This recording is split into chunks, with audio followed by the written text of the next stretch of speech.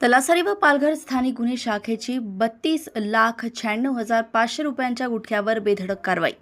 दिनांक 3 सप्टेंबर रोजी स्थानिक गुन्हे शाखा पालघरचे पोलीस पथक यांना गोपनीय बातमी मिळाली की एक लाल रंगाचा आयशर कंपनीचा टेम्पो यामधून अवैधरित्या गुटख्याची वाहतूक होणार आहे। या माहितीच्या आधारे तलासरी पोलीस ठाणे यांच्या मदतीने मौजे तलासरी इभाडपाडा येथील सूत्रकार ओव्हरब्रिज जवळ मुंबई अहमदाबाद महामार्गावरील मुंबई वाहिनीवर वाहने चेक करत असताना एक लाल रंगाचा आयशर टेम्पो येत असताना दिसून आला।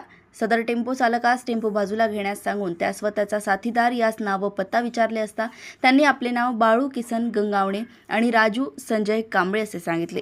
या इसमास टेम्पोमधील मालाबाबत विचारले असता सदर टेम्पोमध्ये फोस्ट्री frozen food private limited Kolhapur व Kailas toolings private limited MIDC Gokul Shirgaon Kolhapur या कंपनीचा माल असल्याबाबत सांगितले।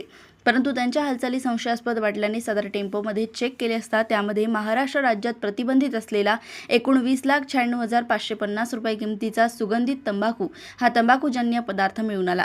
त्यामुळे आयशर टेम्पोसह एकूण 32,96,500 रुपये किमतीचा मुद्देमाल जप्त करण्यात आलाय। आरोपींविरुद्ध तलासरी पोलीस ठाणे येथे गुन्हा दाखल करण्यात आलाय।